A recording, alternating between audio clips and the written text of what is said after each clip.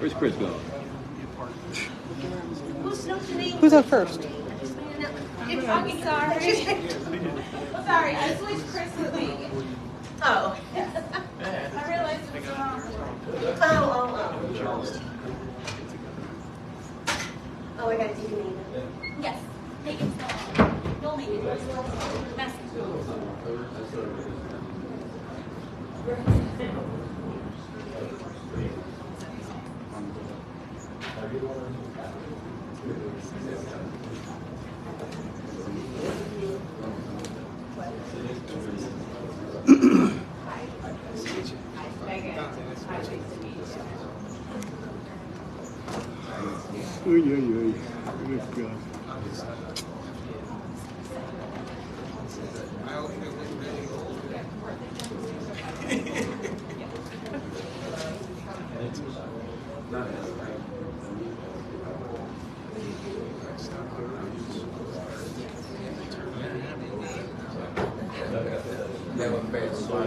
And also,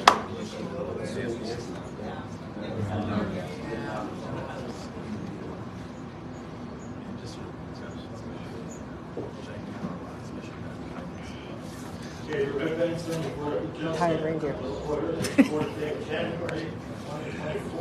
Recording in progress. Time is 6:30. Roll call. Antori. Here. Raymond Mass. Here. Eileen Hogan. Here. Ben Euro. Here. Sharon Lee. Here. Vincent White. Absent. Paul Cagnon. Anna Cruz. Here. Amanda Doremus. Absent. Eugene Horowitz. Here. Chris Higgins. Here. Adequate notice of this meeting has been posted at Borough Hall, followed for clerk and mailed to the Edinburgh Park Press, two different times, which is so elected. This meeting is being recorded, and the event the applicant uses the service of the court reporter to transcribe the tapes. The board requires a copy of the transcript. We will break for about 8 p.m. for deliberation. Testimony heard thus far in the conference room on the first floor. Public is invited to attend. Our discussion with the board members, public is not permitted at that time. No new cases will be heard after 9 p.m. Left zoning board of adjustment will maintain the house cutoff hour of 9 to 30 p.m. for its hearings. Any applicants not heard this evening will carry over to the next scheduled meeting. Pledge allegiance. To the flag, the United States of America, and to the republic for which it stands, one nation, under God, indivisible, with liberty and justice for all.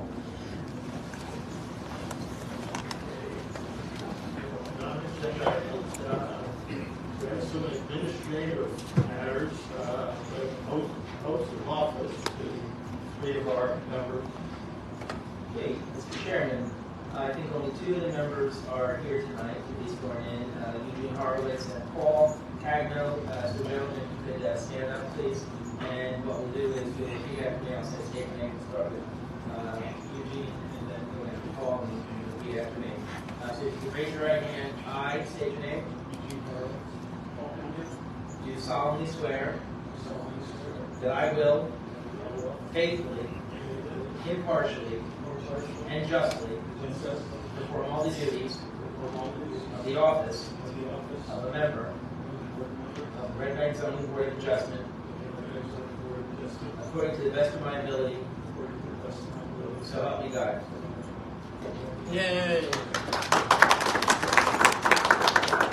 Okay, we have a reorganization of the board for 2024. So we have a nomination for chairperson.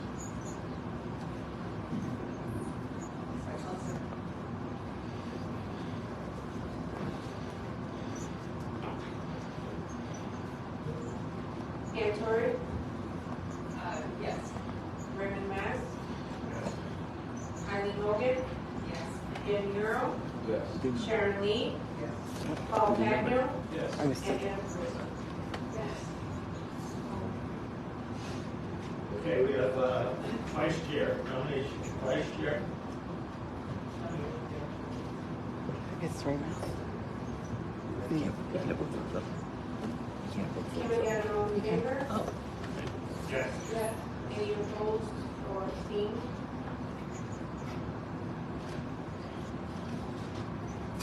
Okay, next up is board secretary.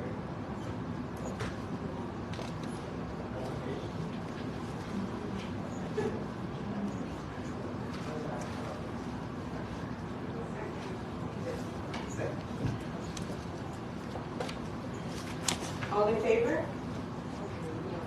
Yes. Any abstained or opposed?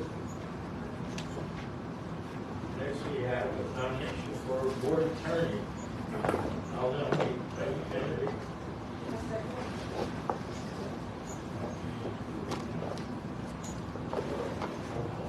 Ann Torrey? Yes. Raymond Mass? Yes. Eileen Hogan? Ben Euro? Yes. Sharon Lee? Paul Cagnon? Yes. And Anna Cruz? Yes. Well, Mr. Chairman, I wanted to thank the board members. First of all, wish everyone a happy new year. But I've been fortunate to have this appointment for a number of years, and I very much appreciate it and very much respect it. I'm still excited by it, and I thank you and look forward to working with you all. Thank you. Next, we have board engineer. Nomination for Ed Harmon.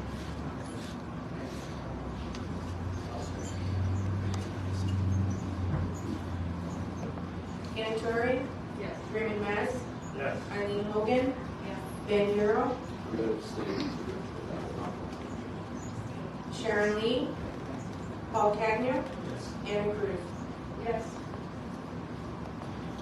We have a nomination for the conflict board attorney. This is Mark Lexstein.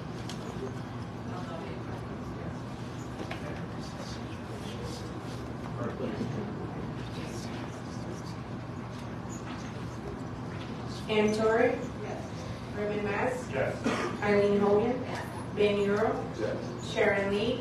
Yes. Paul Cagnon? Anna Cruz? Yes. Okay, we also have a conflict for the board engineer.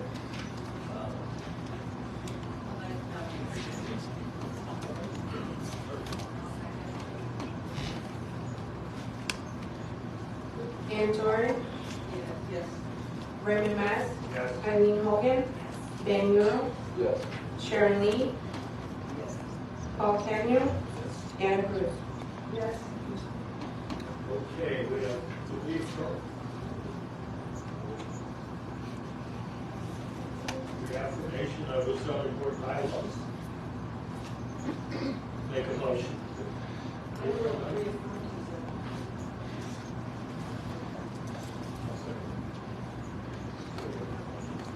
All in favor? Any opposed or abstained? Okay, next we have the official newspaper, which is two at the Times, Asbury Park Press, and the Scarlet. I'll make a motion. All in favor? Any opposed or abstained? Okay, and last we have the 2024 board meeting calendar. I'll make a motion to approve that. You know where it's at, right? Yes, correction to the calendar date for November, changing from November 8th to November 7th. I can't hear you too. Okay. So, Mr. Chairman, we didn't have a motion to adopt that as amended. But there he is, he's always late, this guy. Motion to adopt as amended. All in favor? Aye. Any opposed or abstained? Okay, next up we have the meeting minutes, 7/7/2023.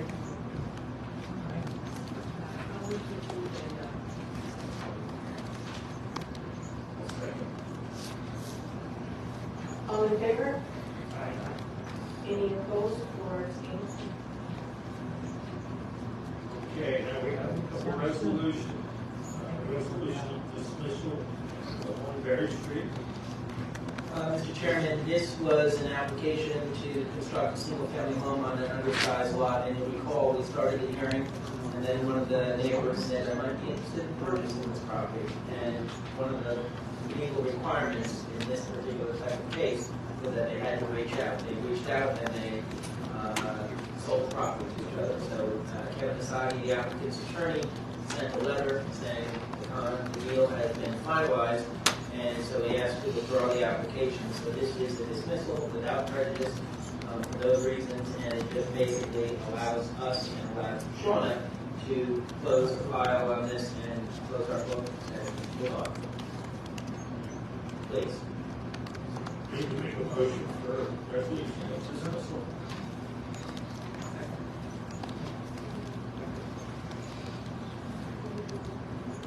Yeah, we do a roll call. Ann Torres? Yes. Raymond Mass? Yes. Eileen Hogan? Ben Euro? Sharon Lee? Paul Cagnon? Yes. Anna Cruz? Yes.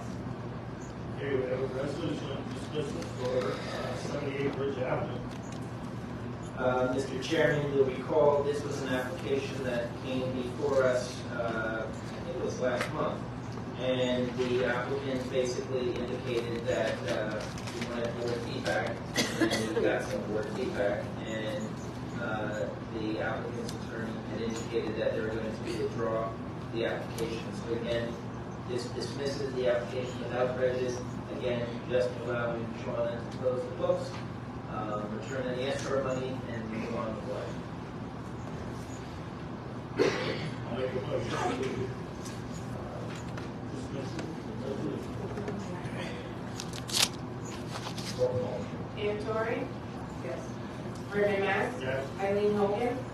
Ben Euro? Yes. Sharon Lee? Yes. Paul Cagnon? Yes. Anna Cruz? Okay, new business, we have 42 Monmouth Street. First.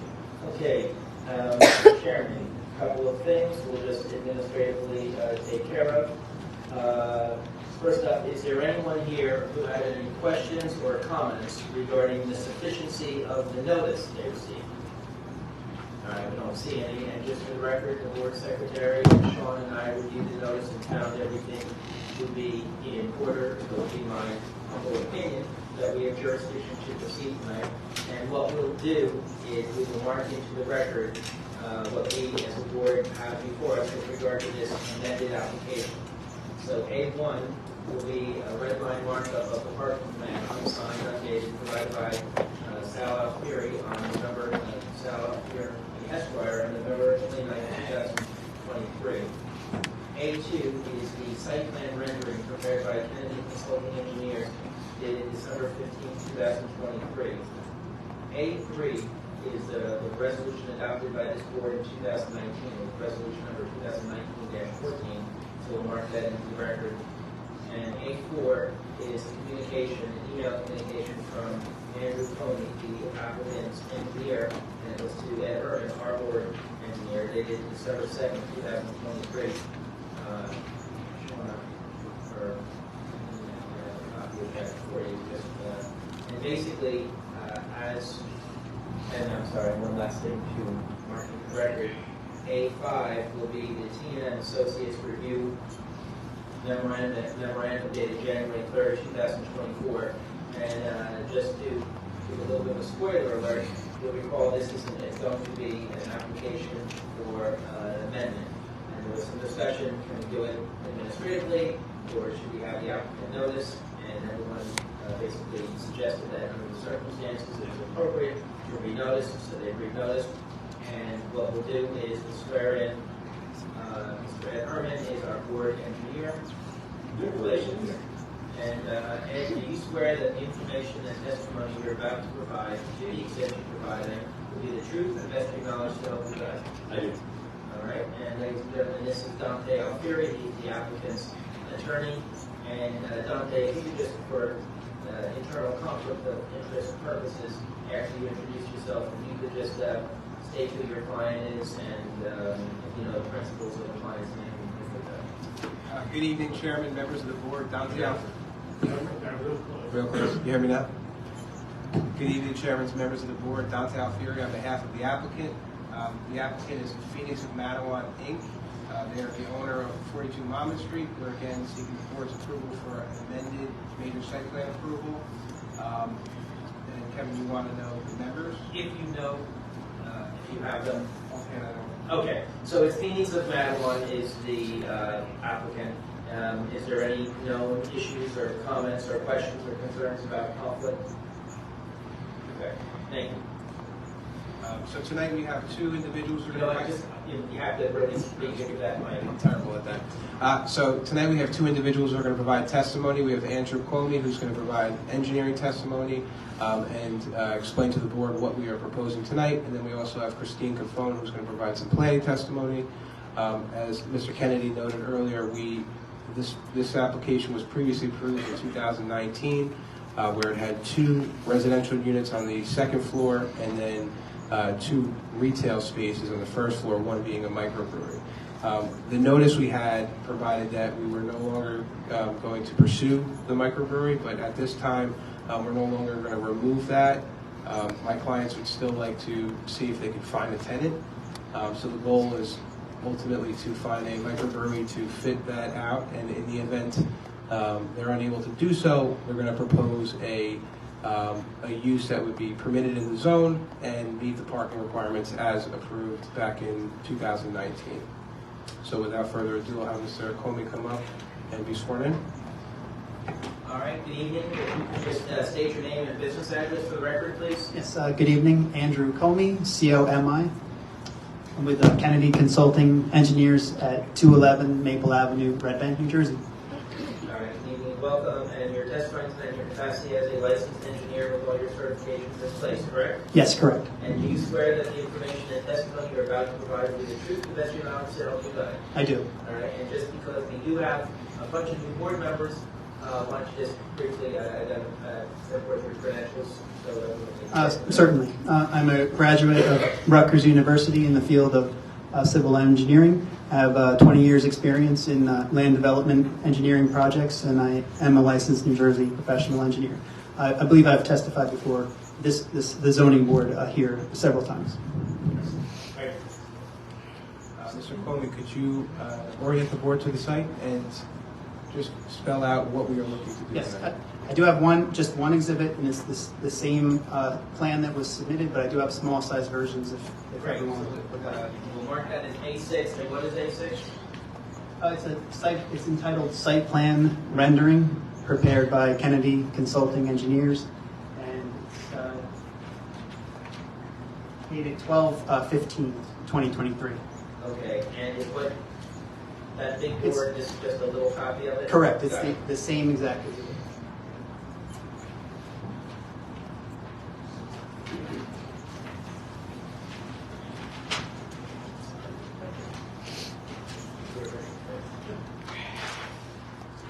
Just so everyone is aware, there is a background aerial image on this exhibit with a photo date of September 6th, 2023.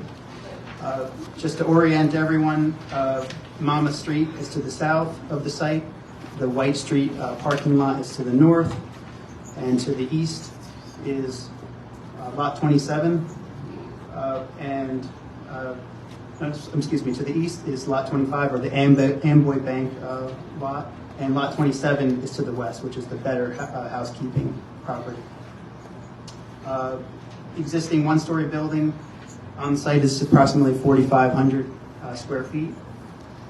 Access in and out of the site is from an access easement on the White Street parking lot, which continues on to lots 25, 26, and 27. It's a 12-foot wide access easement, and you can see on the exhibit that's highlighted in red dashed lines. Essentially, the building in the proposed condition will be the same as what was approved on the 2019 approval.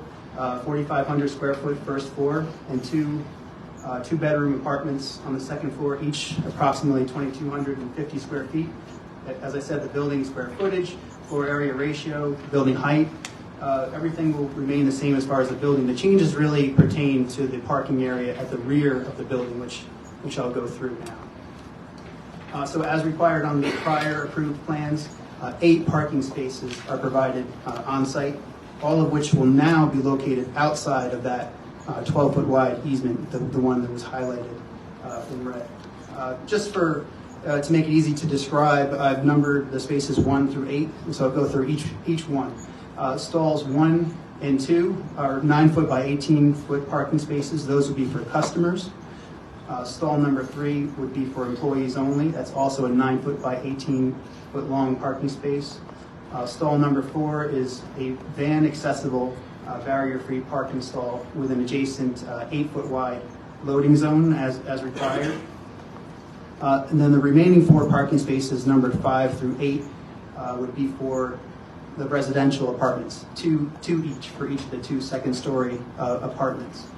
Stalls 5 and 6, which are would be 8 feet wide instead of the required 9 feet wide, would require a variance for the reduced width, but they would be assigned for one of the 2 units. Stalls 7 and 8, which are tandem spaces, would be assigned for the other apartment. And to be clear, a car parking in stall number 8 would require a car parked in stall number 8 to be temporarily moved in order for the car in stall 7 to back out and exit that particular space. But the idea of assigning the narrower spaces and the tandem spaces to the residents is that there'll be much less parking movements for residential use compared to a customer parking space. And residents, of course, will learn how to manage their particular situation. So that's why we assign those, I'll say, non-conforming spaces to the residents. Also proposed is a refuse enclosure where there is none today. There was a dumpster that's out there just on the asphalt. So what we're proposing is a 10-foot by 18-foot area adjacent to the building for trash and recycling, which would have a concrete pad and a 6-foot solid vinyl fence on 3 sides, similar to what was on the 2019 approval. There will likely be 2 6-yard dumpsters, which are shown in green on the rendering, which would, one for trash and one for recycling, which would be rolled out into the drive aisle or for pickup. What we did was we placed the employee-only parking space adjacent to the trash enclosure. That way we can make sure that the trash enclosure will never be blocked by a customer space or by a resident. So there will be full control for when the trash collection is done. And trash pickup and recycling pickup will be done by a private hauler, likely 3 times per week, and of course adjusted as needed. Essentially, those are the changes versus the prior 2019 plan. You've reviewed T&M's letter of January 3rd, 2024. Yes, I did. And are there any comments in here that we are unable to meet? No, I think I touched on everything other than B2, which was talking about the turning movements of stalls number 3 through 7. And yes, the turning movements would be essentially stalls 3 through 7 would have to back out into that red 12-foot access easement before they can exit to the east. I'll admit it's a little tight to fit.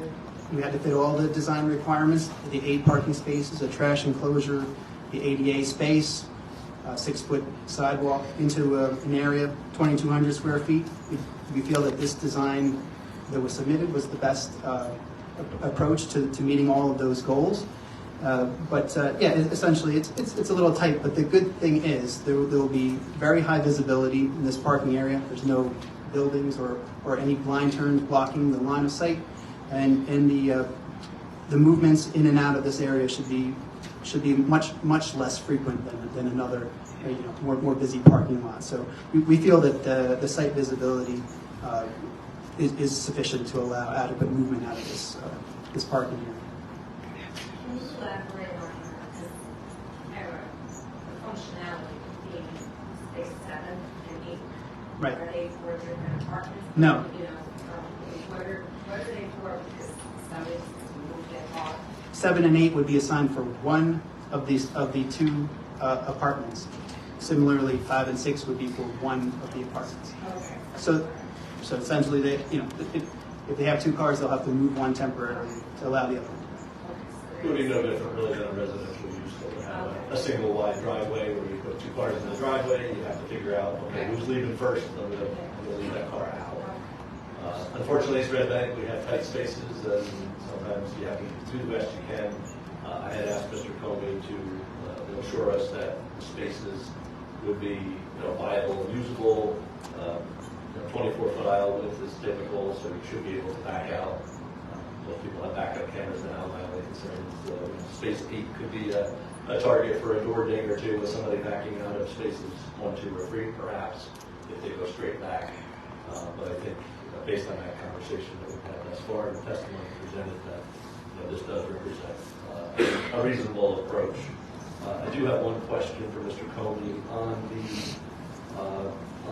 western side, spaces 1, 2, and 3. There's no physical separation. It's one parked area, correct? Correct. So my only thought there, it may be prudent to have an end line stripe in addition to the side stripes. That way you would sort of define where the end of the parking space is supposed to be and where theoretically that would be reasonably close to the presumptive property line. I noted in your aerial that there's a car parked in what I'll call the alcove of the building adjacent to you on the west. So I think that's important that there be some delineation there, at least to better define those spaces for everybody, including the neighbor. I'll just iterate that the parking, the easement that was shown in red, you can see very dimly underneath there, the parking stalls have been there for some period of time. There were some recent concerns raised by the easement through the Lake Street parking lot, which kind of caught my attention. I said, we really ought to be attending to that. So I was the one, unfortunately, that precipitated this change, but I think it's ultimately better for the long-term viability of the property, and so that we don't conflict with other people's rights to use that access. And then just for the record, is what is generating this, like you just said, the initially approved parking sort of was in the midst of an access easement, which is technically not really permitted, and that could have led to potential problems. So this is what they could do next to remove the parking spaces from that access easement. That's correct, Mr. Page. Okay, all right. Do you have any other things to present? We have Mr. Bowen to provide some planning testimony. You just need to speak into Does anybody have any more questions for Mr. Comey before I call over our next witness? Anybody from the board have questions for Mr. Comey? Anybody from the public have questions for Mr. Comey? Can you close that public portion? So I'm going to have Mr. Phone come up and provide some planning testimony, and then we will Okay. presentation. Very good. Good evening, Mr. Phone. Good to see you. Happy New Year. If you could just state your name and business address. Yes, of course. Good evening, Mr. Kennedy and members of the board. For the record, Christine Nazaro Phone. Happy New Year. My business address is 125 Half Mile Road, Suite 200, Red Bank, New Jersey, 07701. My licenses are still current and valid. I have testified here in Red Bank on many, many occasions, including the prior application that was approved by this board.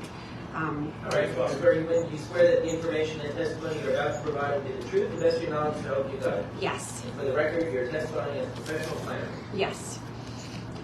So this is a really straightforward application, and that the reason that we were before the zoning board was because it needed a D variance for FAR. So that's floor area ratio. So that means the floor area that we were proposing on the building is larger than what was required by the zone. Because we're not making any additional improvements to the building, the testimony I'm here to offer is that there's no changes from the testimony that was offered. This is an amended application, and that there's no, in my opinion, there's no change to the variance relief that was granted. As typical of your attorney, Mr. Kennedy, he did a voluminous resolution in conjunction with the last application. It was well over 20 pages. One of the things that was contained in that resolution that I would imagine would be carried forward is that the basement will be utilized for anything other than storage. So that was one of the reasons that we testified in conjunction with the last application that the site could handle the FAR. So with that being said, I think the board could certainly approve the amended application with regards to the amended request for the site plan approval and the variance relief. As far as the parking, one of the things that was also in the resolution last time was that there be a provision in the lease that the residents could only have one vehicle. I think that would certainly be something that the board could look to continue forward as well to ensure that there'd be no substantial detriment rising from the relief. But again, the variance relief was already granted in conjunction with this application, and in my opinion, the minor modifications to the parking layout, there's no change in the floor area, there's no change in the parking, so there's no need to provide the full testimony, just for me to testify simply that there was no change to the relief that was granted. Okay, anybody got any questions, sir?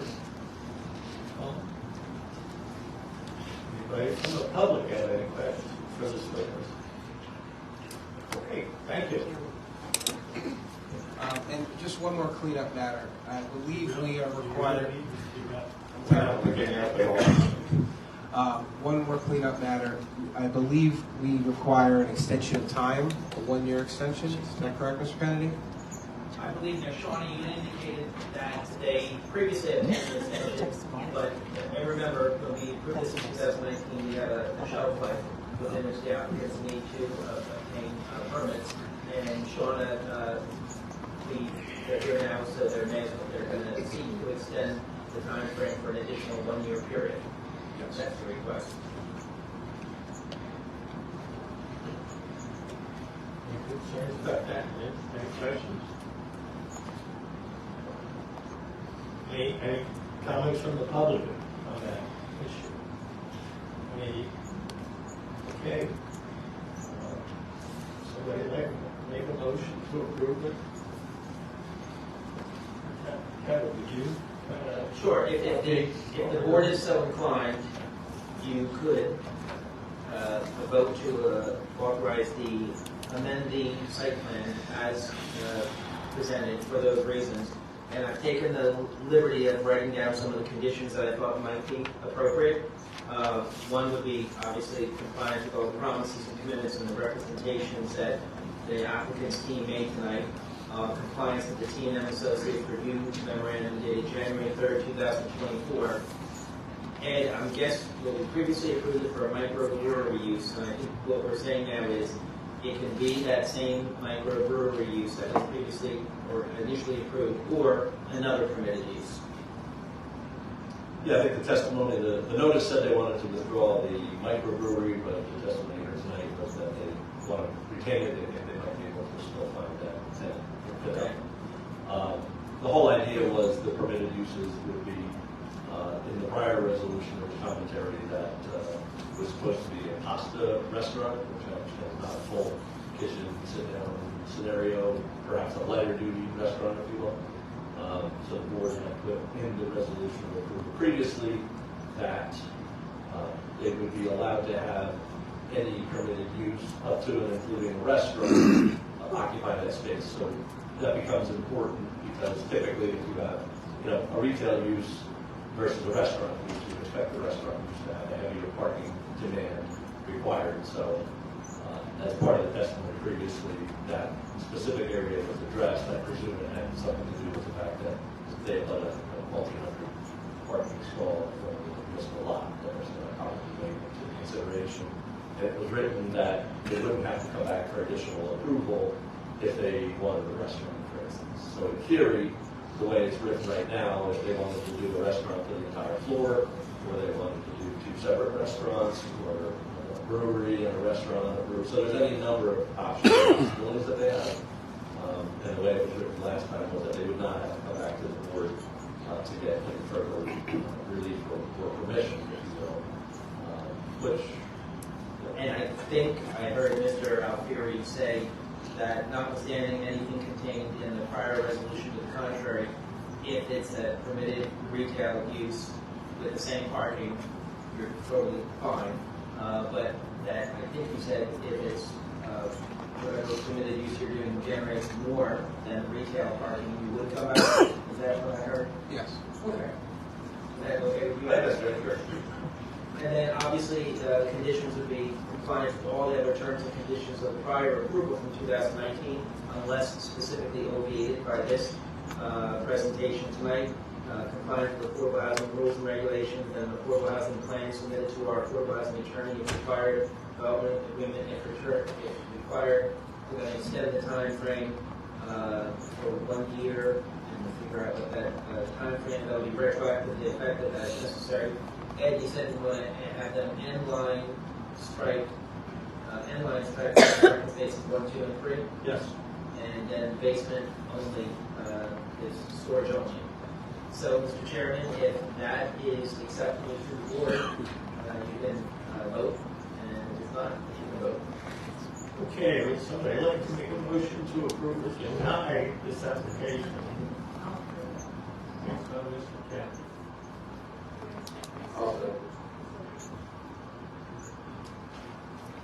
Roll call. Ann Torrey? Yes. Brendan Max? Yes.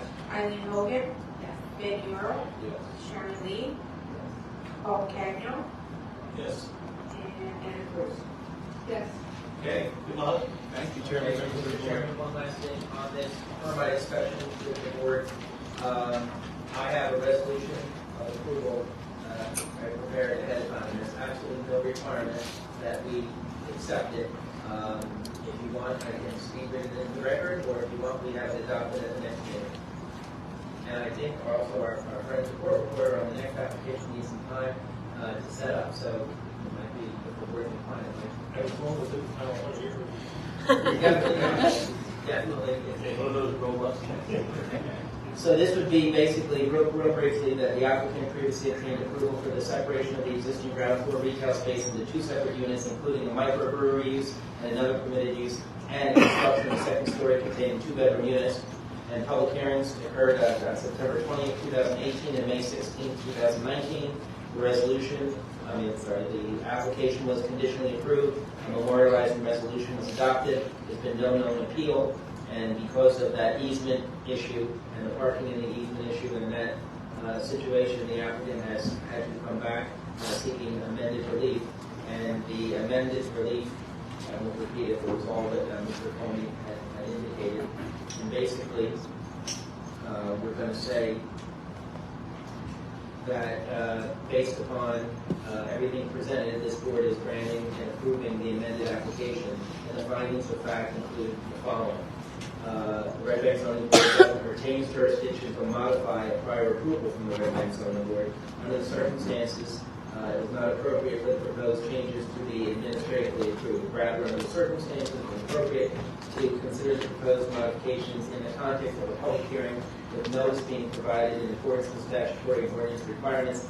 If we didn't require that notice, interested members of the community may have been denied from having actual knowledge of the proposed amendments, and an administrative approval under these circumstances would likely have prevented any meaningful public review or participation had people wanted to meaningfully participate.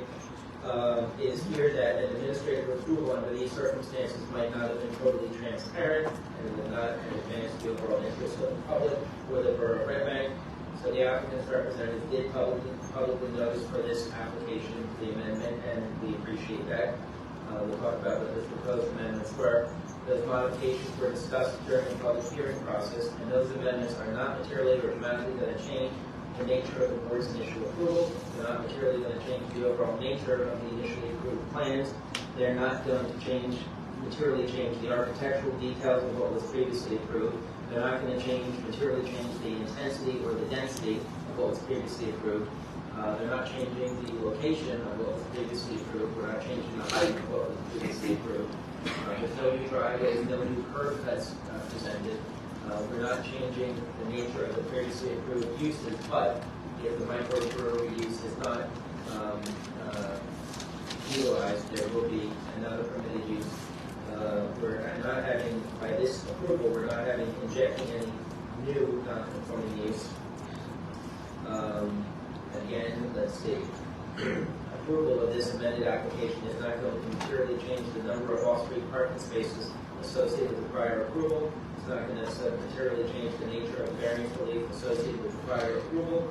It's not going to change the number of off-street parking spaces specifically dedicated to the residential occupants in the prior approval.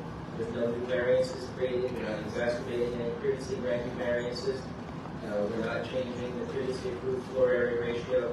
We're not changing the number of overall units. We're not changing the lighting details. We're not changing illumination levels. We're not changing garbage and recycling, materially changing garbage and recycling details.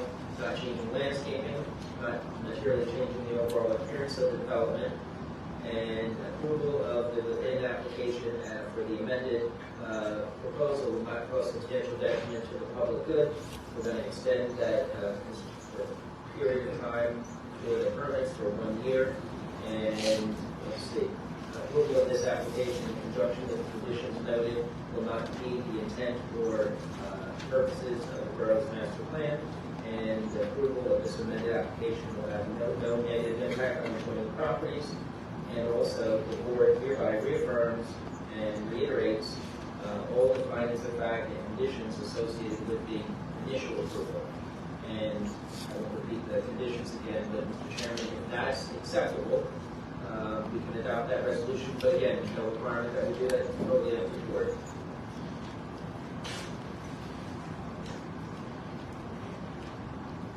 Okay, so I can make a motion to approve that resolution. I will. Is it two together?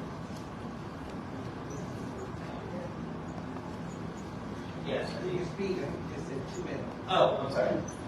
So two bedroom units. Yes. I love the fact that you're paying attention. Who's first bit?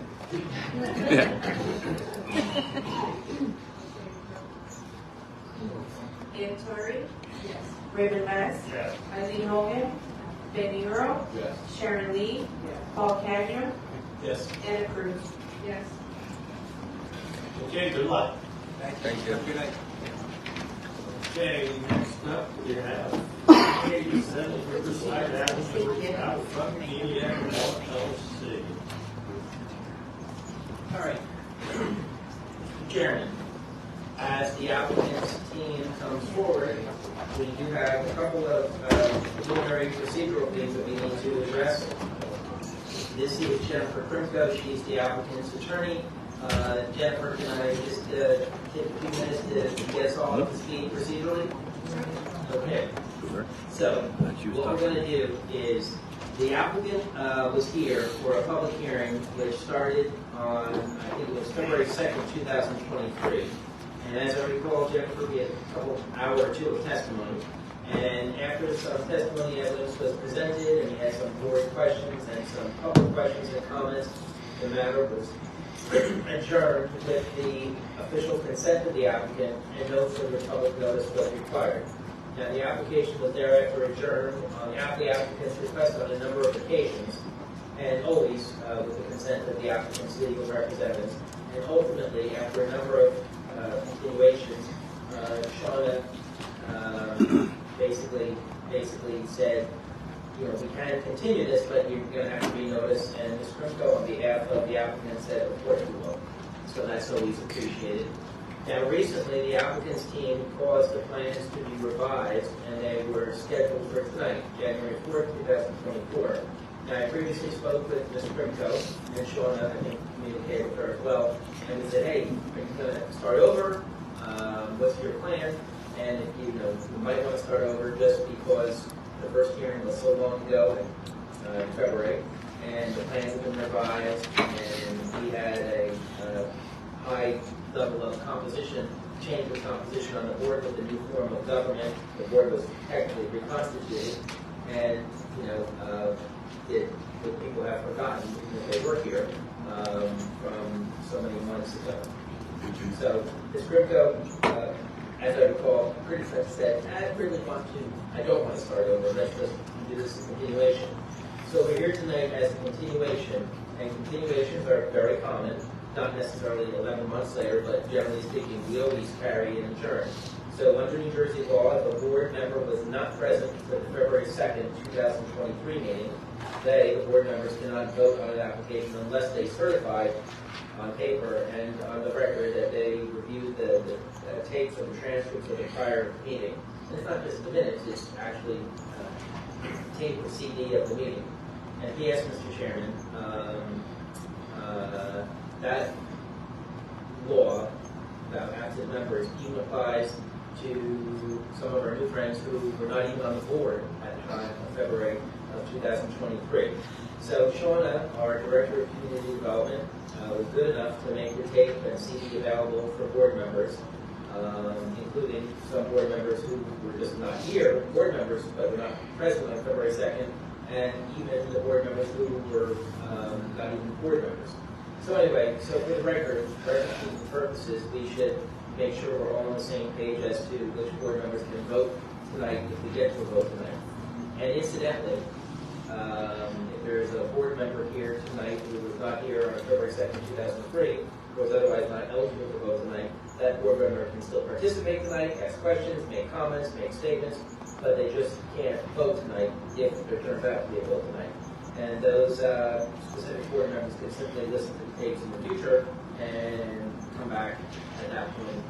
So, Shauna, just for the record, we can coordinate, and this is important for Mr. Springfield too, who's all here tonight and who can participate. So, I have a number of... Kevin, just one minor correction before I speak. For the record, Jennifer Krivko, on behalf of the applicant. We also did provide the printed transcript, which I believe would have been available as well. And if there are, and if we don't conclude tonight, there are board members that want to review that, we do have that as well. Awesome. Yes, we do have the electronic and the hard copies of the Awesome. Perfect. So what we're going to do is we are starting, Jennifer, my notes, or Shauna has to say that we begin at B2. So I'm going to mark as B2 is a certification from board member Ann Torrey that she reviewed the tapes of that February 2nd, 2023 meeting. So that's going to be B2. And then B3 will be certification, written certification here from Paul Agnew that he reviewed the tapes of that February 2nd, 2023 meeting. And then B4 is going to be the written certification of board member Eugene Horowitz that he listened to the tape of the February 2nd, 2023 meeting. That's B4. And then B5 is going to be the certification of board member Ben Euro that he reviewed or listened to the tape of that February 2nd, 2023 meeting. So we'll give those to our friend Lena. And so now, just Shauna, math not being my strong suit, how many eligible people do you have? We have here 7 tonight? members. All right.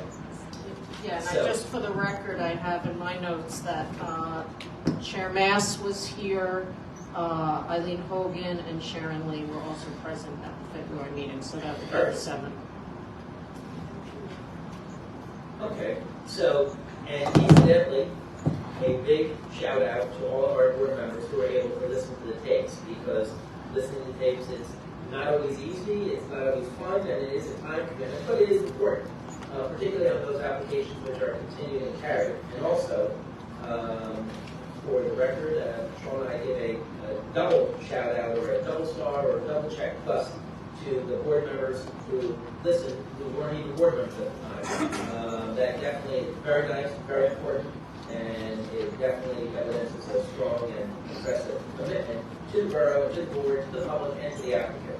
And finally, just for those who listen to the tapes, you can now see why Mr. Chairman, with our friend Dante Alfieri there, kept saying, speaking to the mic, because when you listen to the tapes, you'll see sometimes if people turn away, you don't hear them, or if there's multiple conversations going on, or sidebars, or plans are being rustled into the mic, and that compromises the efficiency of the tape. So, listening to the tape, you just sort of see that.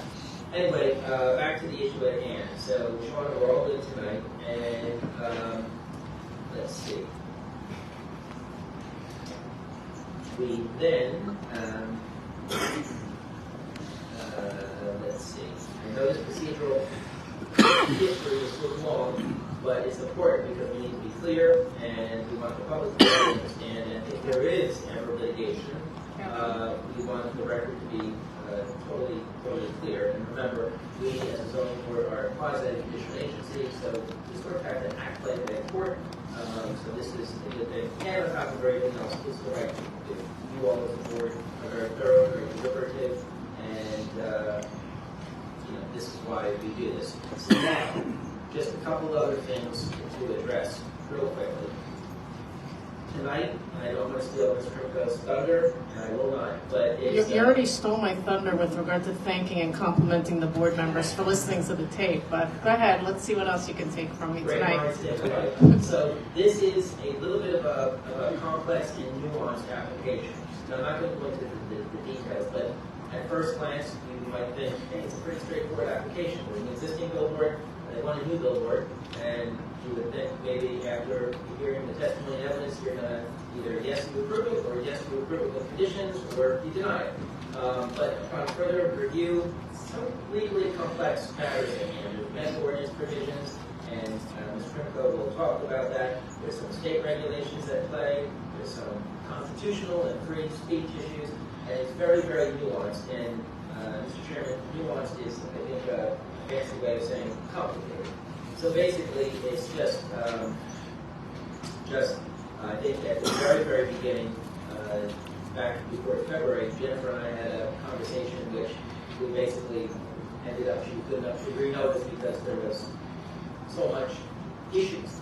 And Shauna and Ed, Herman, and Jennifer and I had a conversation, and just won't bore you with the details, but we all started, condition A, B, C, D. By the middle of the conversation, I had taken Jennifer's position, and she took Ed's, Ed's took Shauna's, and anyway, so a lot of issues that need to be addressed. So it's just some procedurally nuanced issues, and I just want you to advert the board of that. And some of those issues just are going to be in very, very simplistic terms. Is site plan approval required? Is this a D1 use variance? Is it a D2 variance for an expansion of a non-conforming use? Is bulk variance required? Is site plan required? Is this a principal use? Is it a principal structure? Is it an accessory use? An accessory structure? Lots of questions. So we're going to have to get into that. And I was speaking with the councilman in the back earlier before when I walked into the meeting. If you're a zoning geek or a zoning enthusiast, this is your night. There's a lot of complicated issues there. If we ever get started. And Kevin and I go way back 25 years, so allow me to tease. And the other thing is, it's important because all those different combinations of relief require different standards. And so we want the record to be straight again in the event of this litigation. So that's the basis of why we come here tonight. And just one more continual thing is one of the things that Jennifer Krimko did very impressively was she put together a super intense notice. And she basically said, hey, I want an interpretation as to this issue, I want an interpretation as to this issue, I want an interpretation as to this issue. And so that's what we're going to hear about tonight. And you will recall that an interpretation is something that's very unique and specific to this board. The New Jersey Municipal Land Use Law says if someone wants an interpretation of an ordinance, they come to this board. Mr. Chairman, we don't have too many interpretations, but you'll recall a couple months ago we had a massage school application, and it sort of was an appeal of Shauna's decision, but it sort of morphed into an interpretation. So anyway, that's, and again, many nuances, and I just want to point out one other thing. We always hear the applicant's attorney and the objector's attorney and the planners always say, hey, there's no precedent for this decision.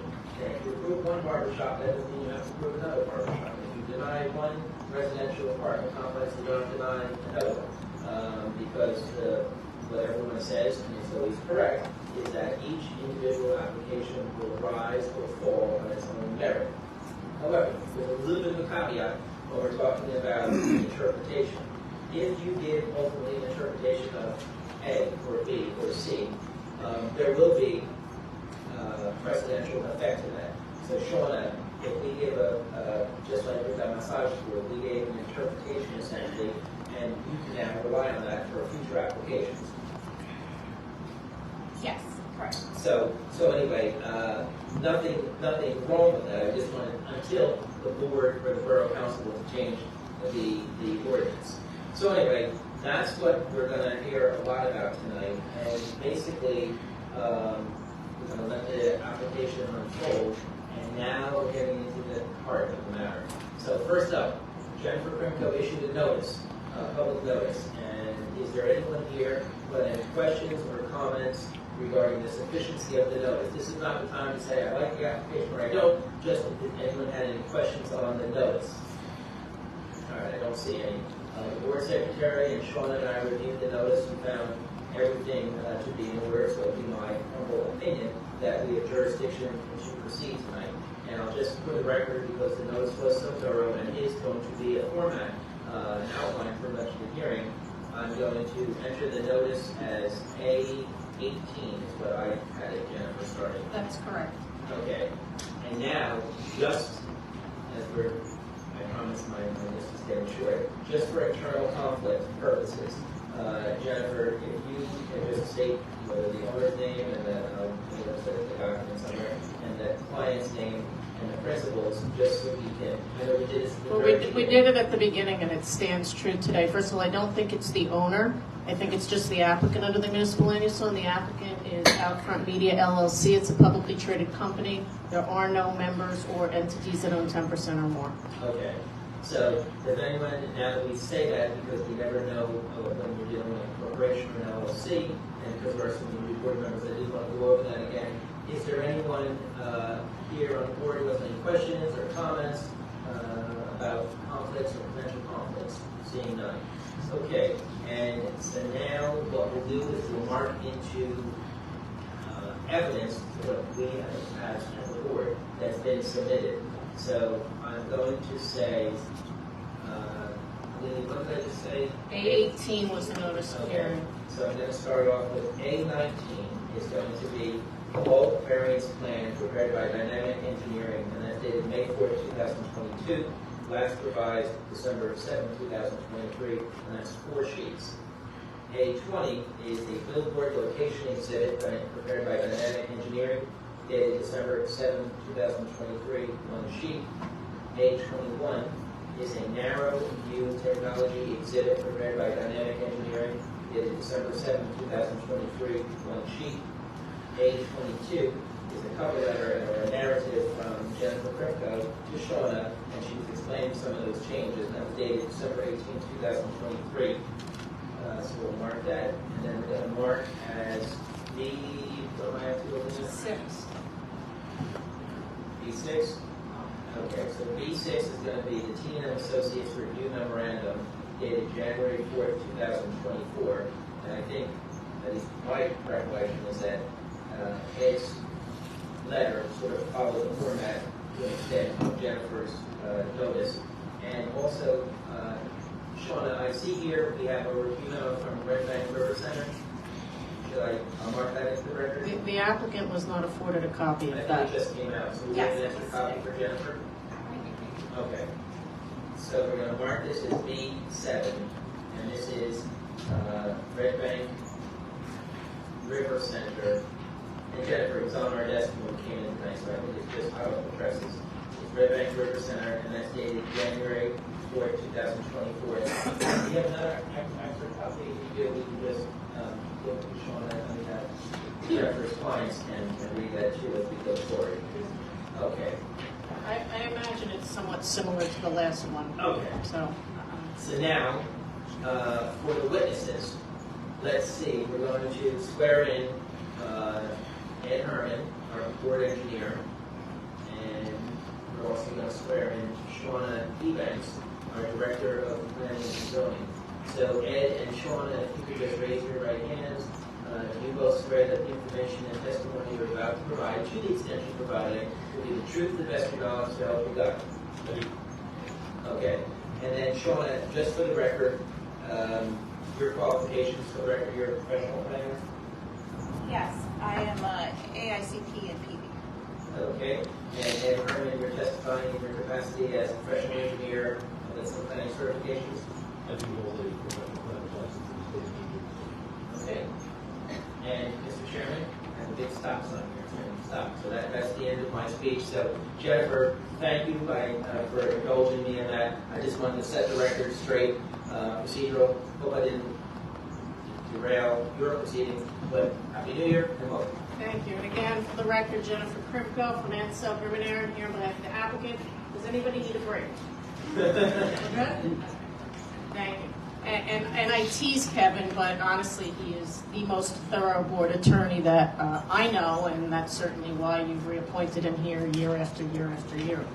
I want to thank the board members, as I said, who were not here at the prior meeting for listening to the tape. It can not only be boring, but it can also be somewhat confusing without having the benefit of seeing people here. I'm hoping that I can clarify everything as we go through it tonight. So I'm going to just give you some background of what happened at the last meeting by way of summary, what we're proposing tonight, and what we intend to present to you tonight.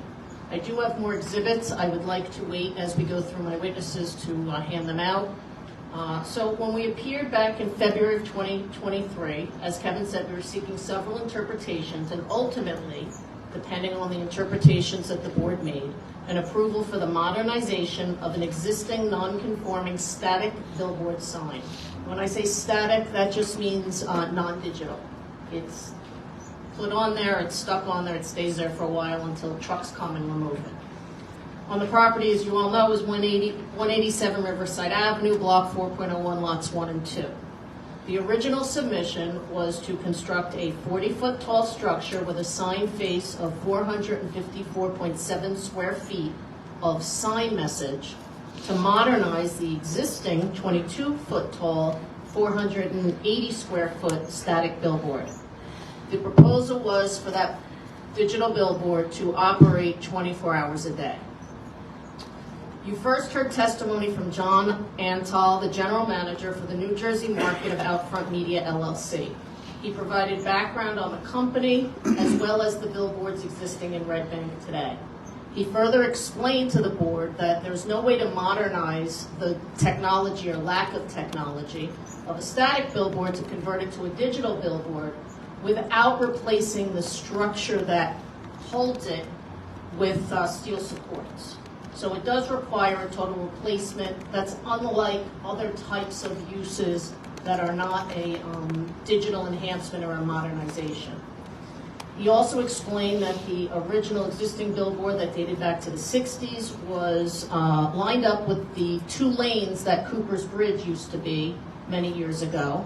And now that the bridge is 4 lanes, as part of our modernization, we wanted to slightly relocate it to center it on those 4 lanes the same way it was previously centered on the 2 lanes for the reconfigured highway.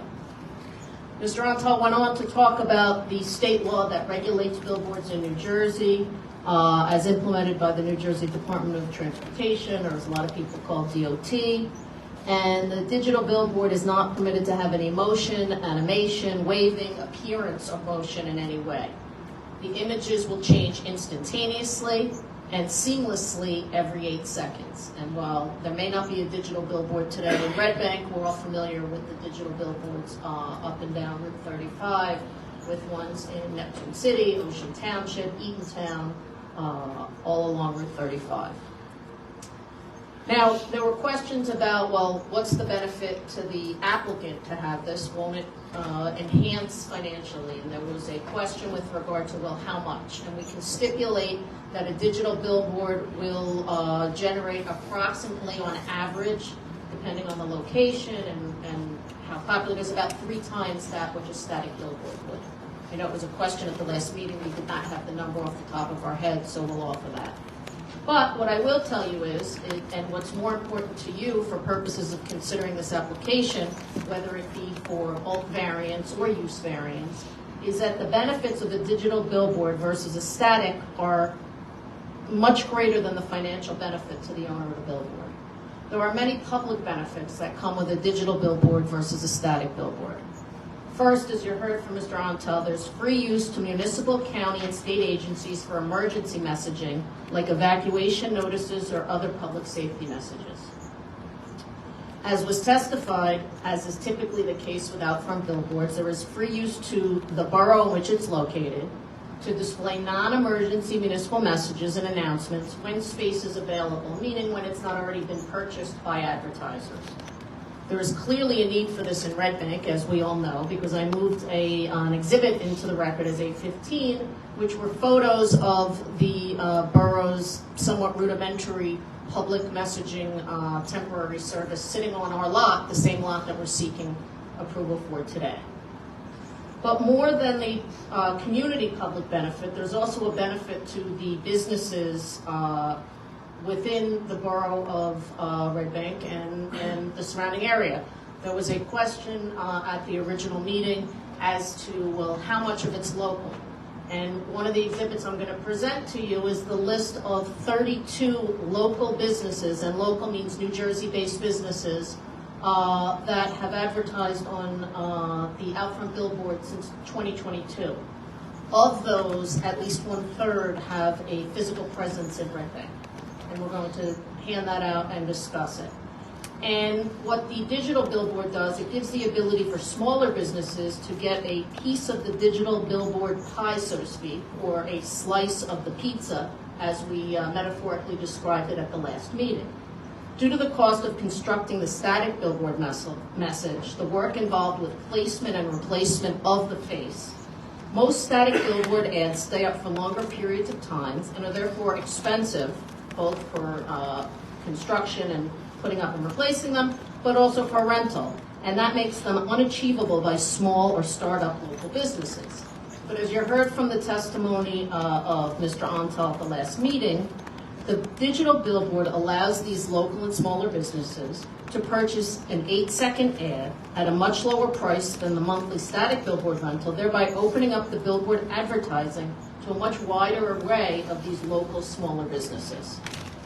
Equally as importantly, the messaging on a digital billboard can be timely and relevant as to the time of day, the weather conditions, or conditions unique to a business, such as a grand opening, sale, or other special event, or even a car wash being closed because of the inclement weather. This is impossible to do with a static billboard. After John Antal testified, we had Tiago Duarte from Dynamic Engineering, who went through the exhibits and the technical aspects of the proposal, and he answered questions from the board and the public. Well, we heard a lot of concerns of the then sitting board and the 3 board members who are here tonight, and we heard a lot of concerns from the public. And I apologize for the long delay, but there was quite a bit of work that had to be done in order to get us back here tonight with the application that's before you. And I'm happy to be back nearly a year later with a very different proposal. And as was outlined in my letter that Kevin moved into evidence, we're reducing the proposed height from 40 feet, which was originally submitted, to 27 feet. That's only 5 feet taller than the existing static billboard that's on the property. And it's similar in height, as you'll see from the exhibits, as to the gas station sign that exists on the property, which we're proposing to remove. The reduction in... Is that similar in size to the what? The gas station, existing gas station sign on the property. And there is an exhibit with a photo that I'll have for you. Now, you're going to hear when we get through testimony that there is a distinction between a non-conforming structure and a non-conforming use. And that's from a planning perspective and from a legal perspective. Now, and I'm not going to go into it at a great length because I did at the original meeting. Your ordinance simply defines billboard by its size. Any sign that is over 200 square feet is by definition a billboard in your town. So if a restaurant had a 201 square foot sign, it would be a billboard. So under your ordinance, you define a billboard purely by size, excuse me. And typically, as you're going to hear from our planner, when you categorize a requirement by size, by distance, by a number, a quantifiable number, that is a bulk standard. Meaning you can't have a sign more than 100 square feet, you can't have a house bigger than 5,000 square feet. So the size is not the use. So we have to look at what the intention was of the ordinance and what the actual use is. And as you heard from the definitions that were described in the record at the last meeting, it's taken right from the state statute. Really the use is a message that is advertising a use that is off premises. So the distinction of what we have here is what's the use versus what's the structure. And when we look at what the use is that's not permitted, and that is an off-premise advertising, you have to look at, well, how do you judge the intensity of that use? Well, the size of the same way that the number of bedrooms would describe the intensity of a multifamily dwelling or residential dwelling, the size of the message would typically be how you would describe the intensity of that message. And in this case, we are actually reducing that non-conforming use or the non-conforming off-premise message down from the existing 480 square feet to proposed 380 square feet. So while there was discussion about expanding a non-conforming use, as you're going to hear, it's the applicant's position that we're not expanding the non-conforming use, we're actually reducing the non-conforming use. We recognize we're changing the structure, but there's a distinct distinction between the type of relief needed for a non-conforming use versus a non-conforming structure, and that, you know, is the difference between a D variance or a C variance. We'll get into it in great detail. I just want to put that in your mind because it's going to be discussed throughout the meeting. I think the most significant of the changes that the applicant is offering tonight as part of this amended application is we are proposing that if the board were to approve the modernization or the conversion of this pre-existing non-conforming billboard use to a digital billboard, Outfront would commit as a condition of approval to remove its static billboards in permanence from 2 locations in Red Bank. And as you're going to see on the exhibit that we presented to, that we will be, actually it was marked in, we did submit it in advance, I apologize. That was marked into evidence. That represents 6 sign faces. So while it is on 2 structures, so it's 2 non-conforming structures, each structure has double-faced, and there's 3 faces on each one for a total of 6 total signs, or 6 total non-conforming uses that we're proposing will be eliminated. So when we talk about this application expanding a non-conforming use, even if our sign itself were staying the same size, I think arguably we could say that generally speaking we are reducing overall the non-conforming use of billboards in Red Bank. Additionally, as you're going to hear, we're proposing and committing, God bless you, to implementing narrow view technology with this proposed billboard. And what that does is, and you'll see on the exhibit that was moved in, it drastically limits the sign view area or the angle from which the message can be seen. There were a lot of questions and comments about who's going to see it, who it's going to disrupt, particularly the residential neighbors. And as you're going to see, that's going to have a drastic mitigation. The concessions that I just stated were all included in my submission on December 18th. But after consulting with my client and reconsidering the plans and the comments from Mr. Herman, we're prepared to actually offer 2 more concessions that we would agree to as conditions of approval if the board were to vote favorably. The first is we would agree to limit the use of the sign from 7 a.m. to 11 p.m. And what that means is that the digital message will be turned off during the nighttime hours pursuant to the ordinance, and it would eliminate the variance as it relates to the operation of a lighted sign from the hours of 11 p.m. to 7 a.m. And I think that also addresses a lot of the concerns the neighbors had about the potential of the sign being visible to them at night when they were trying to sleep. And then I see that the former board chair is no longer on the board, but one of the questions that she drilled down on pretty hard at the meeting was, well, are we guaranteed that we're going to get to use your public service messaging for non-emergency, or is it just when you have extra space, and how do we know you won't have extra space? Well, Out Front is committed to guarantee to the borough, if this is approved, the use of the sign for non-emergency municipal messages at a rate of 8 seconds every 1 minute based on a 64-second minute. What does that mean realistically? Well, for the 16-hour operating period from 7 a.m. to 11 p.m., that means that 12.5% of the billboard's operating time will be donated for free to the borough for its use. That equals 120 minutes of free billboard use a day, every day that it's in operation. So with that setting the stage as to the framework of what we're actually here for tonight, I just want to let you know that instead of Tiago following up, you're going to hear from his colleague Dan Doherty. Tiago's wife is due to have a baby any moment. It may even be happening now. So as much as he wanted to be here with you tonight, I think he made the right decision by staying home with his wife just in case. Dan will go over the new proposed plan. He'll explain the narrow view technology, and I'll move in some of the other exhibits before he goes on. And then we'll present the testimony of professional planner who you just heard, Christine Cafone. What I'm proposing to do is she's going to testify as to each of the questions for interpretation from a planning perspective. But then she's going to offer the planning support for each variance regardless of what you interpret.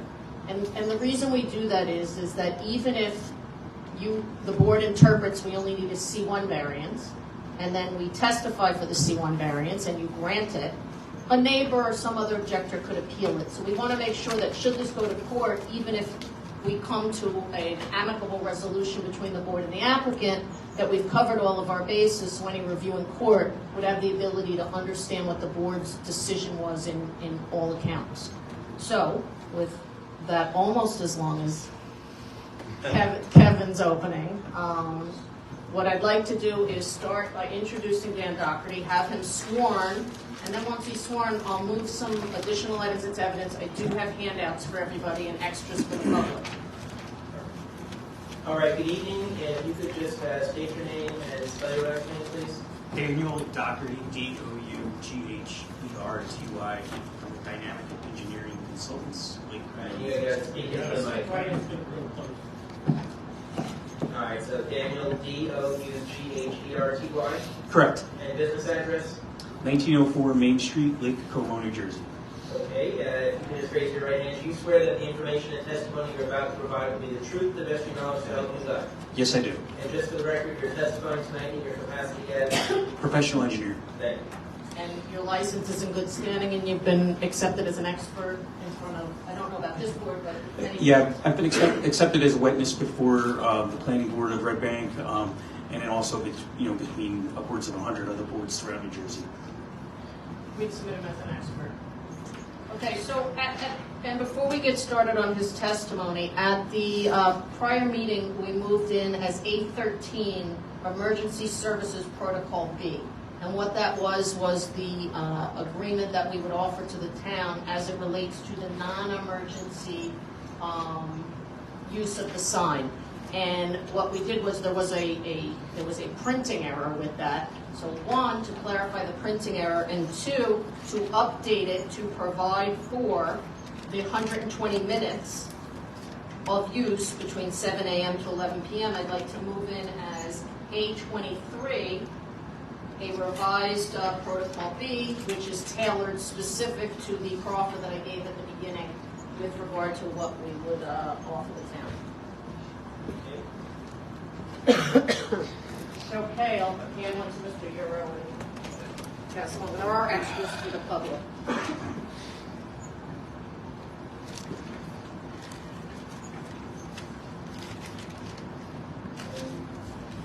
A24 is a list of local, and by local, as I indicated before, New Jersey advertisers on out front billboards since 2022. Sorry, so it's a list of local New Jersey businesses who have advertised with? Who advertise on Red Bank billboards owned by Out Front. is there a date on there? or- No, there is not. Okay. And you'll notice that we included Wawa as a local business. While its headquarters are in Pennsylvania, because there's an actual physical location in Red Bank, we did include that in it.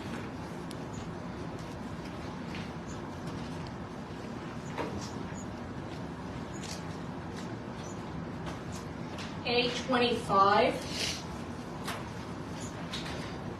is a photo of the existing site, and what it does show you in the previous one that we gave you, it just had a picture of the town's temporary signage which they placed on the property. This one shows it in the context of the existing two signs, and I think it gives the board a good view of what's existing there on the property today. So this is A25. Do you know offhand who took that picture? Yeah, I think it might have, I think it was a representative of Outfront. So Jennifer, just for the record keeping purposes, you can basically, say that that's an accurate. Yes. And I think for anyone local to Red Bank, they can confirm that that's an accurate depiction. A26. If you'd like me to slow down, I can. I'm good, thanks. A26 is a two-page exhibit, and it shows the 6 billboard faces that are proposed to be removed. I know that we submitted an exhibit which showed the location and a small version of it. This, I think, will help familiarize everybody a little bit more. That's A26.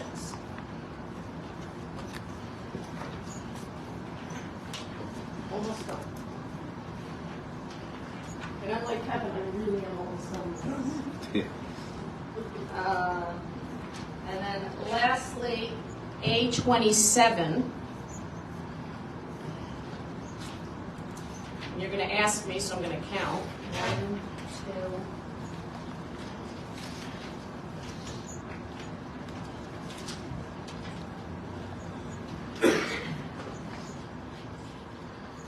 A27 is a 13-page packet prepared by Outfront with photos taken by Dynamic Engineering, and it's similar to what we moved into evidence at the last meeting.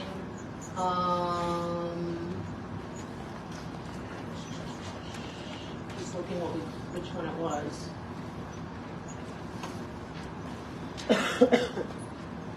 Maybe it was A16 or A15, and what it is, it's it's photos of existing conditions and then an accurate, as was described by Mr. Antal, computer generation based on a crane test that was given of what the sign would look like to scale if approved. So that would be A27.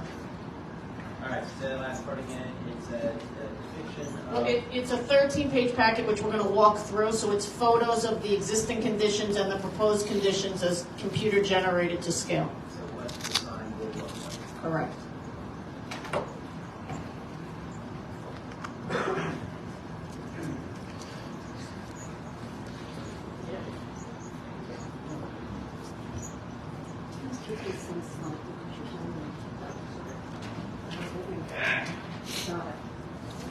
So with that,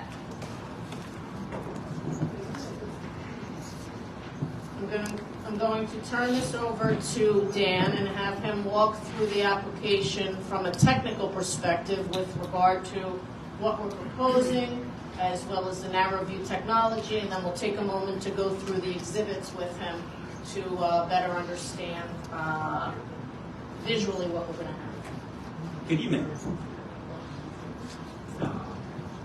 So, as Ms. Krimko had indicated, we've made some changes to the proposed billboard. Primarily, there's 3 elements to the sign itself that we're changing. We're reducing the size of the sign, the square footage of the sign. We're reducing the height of the sign, and we're making a minor modification to the location of the sign or the position of the sign on the site. That's really just a reflection of the change in the size of the dimensions of the sign. So I'll go through the size first. The existing billboard's 480 square feet, as Ms. Krimko had indicated and you heard in the previous testimony from my partner, Tiago. The previously proposed sign was 454 square feet, and we've now reduced that to 380 square feet. So that's about a 20.8% reduction from the existing sign, and about a 16.5% reduction from what we previously proposed. The dimensions of the sign. Let me just correct you. I don't think that's accurate. I think you mean it's the 23% reduction in height from what was previously proposed and 16% in area from what was previously proposed. Well, no, it's 20.8 in area reduction percentage from the existing sign, and 16% in area reduction from what we had previously proposed. So, Okay. so from 480 down to 380 is a 20.8% reduction, and from 454 down to 380 is a 16.4% reduction. The dimensions of the sign are about 10.5 feet high by 36, and about 10.5 feet high, 10.49 feet high. And when you say the sign, Dan, you mean the sign face that we're talking about? That's correct. The digital face itself. That's correct. Okay. And that's 10.49 feet high by 36.22 feet wide. 36.22. Yes, and you'll see on our plan it's actually represented in some very minute fractions that comes straight from the sign manufacturer. So I'm just giving you a decimal equivalent to those. And that's also, Kevin, that is in my letter that I submitted on December 18th. The height of the sign was previously proposed at 40 feet, and we're reducing that now to 27 feet. That's the height of the sign to the top of the sign. So that's a 32.5% reduction, about a third reduction in the height of the sign from 40 down to 27. And then the position of the sign changes slightly. It's not really an intent for us to change the position of the sign. It's a matter of the sign having gotten smaller in width. That creates an increase in the front yard setback to Bridge Avenue. So where the Bridge Avenue setback was previously 25 feet from the side of the sign, the western side of the sign to the Bridge Avenue frontage, that's now 29 feet because the sign has shrunk in that direction. The same setback, we still have the same setback to Riverside Drive, that's 93.4 feet. The same setback to the property to the rear, lot 3, that's 0.6 feet. Again, that's from the back of our structure to the property line. I'm sorry, it's 93.4, the setback to Riverside. And then the 0.6 foot setback to the rear. Lot 3. Lot 3. And that's to the back of the pole that is our support, correct? That's correct. What is the setback to the back of the sign face? 1.6 feet. And under existing conditions, that setback from that structure, the existing structure, is only 0.1 feet. So we're actually increasing the setback to the property, to the neighbor. And there's also a small change to our east yard setback. It's really just, again, a matter of dimensional. It's changing by about 0.6 feet. So to our east, to lot 24.01, previously we were 65.6 feet. Now we're an even 65 feet. Again, there's no relief there. It's within the requirements for side yard setback. And Dan, one more thing. We're not only, and I know it's not by a minute amount, but it still is an increase in setback as opposed to a decrease. Not only are we increasing the setback of the pole, but there's currently 5 poles that the sign sits on, and that was the testimony of Tiago, the last one, we're reducing that down to 1. So the actual structures at ground level that will have any impact on the neighbor is going from 5 to 1 and being moved further away. That's correct. So there's less structure between the bottom of the sign and the ground on the site in the proposed conditions than there is in existing. Okay. So that's really it for the numerical changes to what we're proposing for the sign. I'd like to introduce the narrow view technology information that was submitted as an exhibit to the application. That's A21, yes.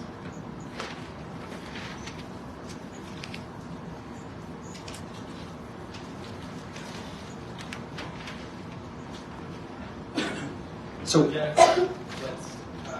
document, that map, we already have. Yeah, that's the narrow view exhibit that you moved in as A21. Thank you. So although this isn't any different, it's not a change in the size of the sign that we're proposing. but it's actually a change in the type of LED that's being utilized on the sign, and it's a change from what was given in previous testimony last February, and that's why it's important. So previously, Mr. Duarte had given you testimony that there's a view shed of the sign of the LED as it can be viewed from the sign face. That's measured in degrees from being straight out from each LED module. So as the LED is pointing out in a straight direction, it can be visible under the previous proposal 60 degrees to either side. So approximately 120 degrees from the direction that the sign is pointing, there's a cone of vision that's approximately 120 degrees. And that's the testimony that Mr. Duarte gave you previously. He had an exhibit to that same effect where it showed the 260-degree mounts adding up to about 120 degrees. Outfront's recently been able to modify their LED modules, and they actually provide louvers or vertical louvers within those modules now that are larger than previous to further shrink that cone of vision.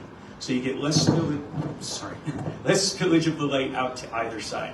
Well, and I just want to it's not spillage of the light, it's less light visible. That's correct. Less ability to be able to view the LED element from the side of center.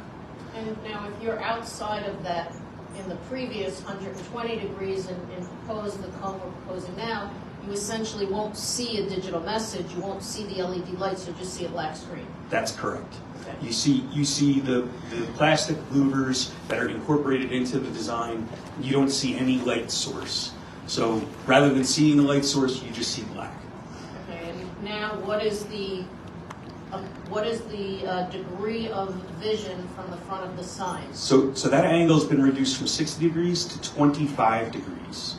So from the center of the LED as it faces out to the public or to the roadway, wherever it's directed, rather than seeing a full swing of 60 degrees to the left and 60 degrees to the right, you're seeing only 25 degrees to the left and 25 degrees to the right. And on the exhibit that you presented, you have a hatched area, the two triangles. Those are the areas that previously would have been visible and no longer will be. That's exactly right. Those hatched areas that you see on the exhibit would have been locations where you could be able to view the LED lighting element from the west side, in this case the east side of the sign, northwest and northeast side of the sign, that now will not be able to see that lighting element. The only locations where you'll see the lighting element is in that clear, unshaded portion in the middle that points straight up on the site, north, across the river and across the Cooper Bridge. So that represents over a 40% reduction in that whole cone of vision from approximately 120 degrees down to 50 degrees. Okay, and at the last meeting, there was testimony from Mr. Ontel about what billboards we have in town today. And rather than give you a list with addresses, which I believe was originally requested, you actually prepared a billboard location exhibit, which has a corresponding chart with regard to the DOT permitting as for each of those. So if you could just explain first to the board, what each of the numbers mean and what that chart means. Certainly. So Outfront operates 14 sites throughout Red Bank that have copy and advertising on it to billboards. One of those sites being our site. That's listed as number 14 on our site and bottom of the list on the bottom left-hand corner. So what we've indicated is in a circle, a colored circle with a number in the middle, is each of those locations through town on that same exhibit that you have.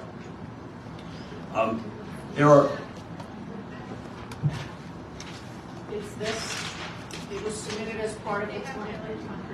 You have it electronically. And I apologize. Had I known that you guys didn't have the hard copies, I would have printed 11 by 17s. And what exhibit number is it? This was exhibit A20.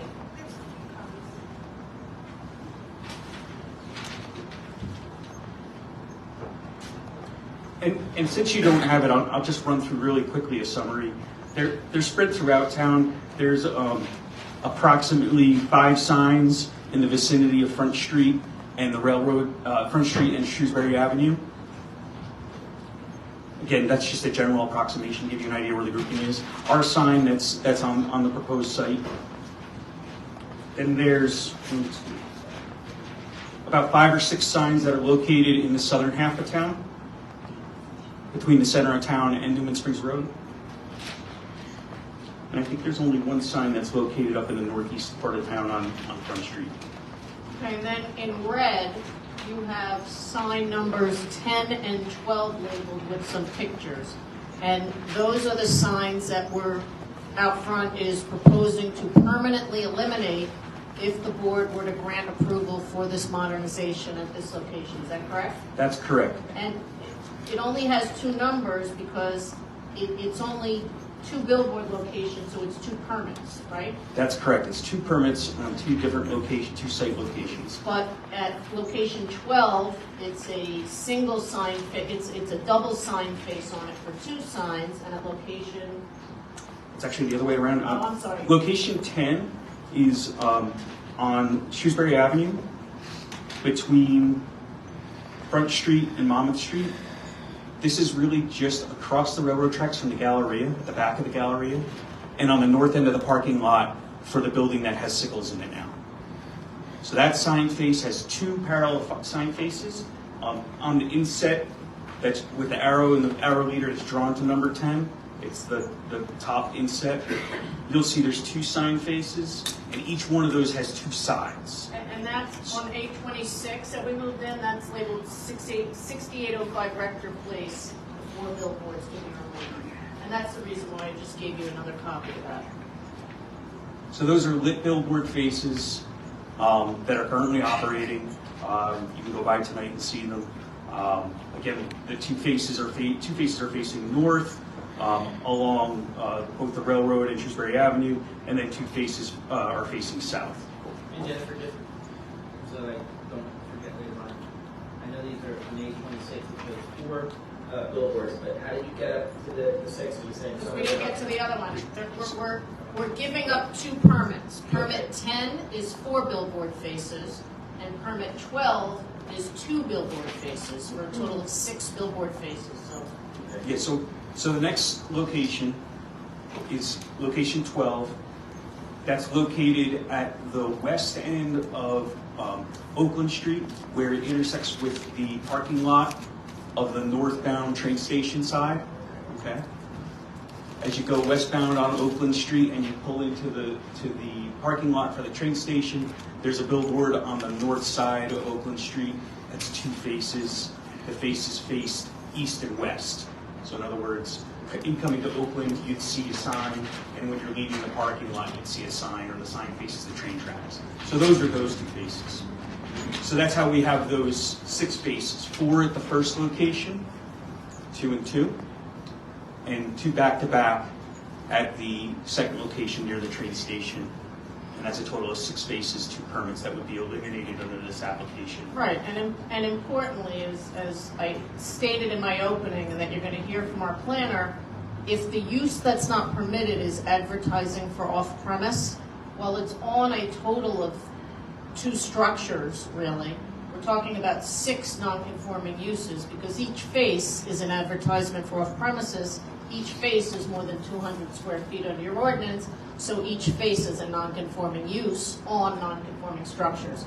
So we're proposing to eliminate 6 non-conforming uses in order to upgrade the current pre-existing non-conforming use. Is that correct? That's correct.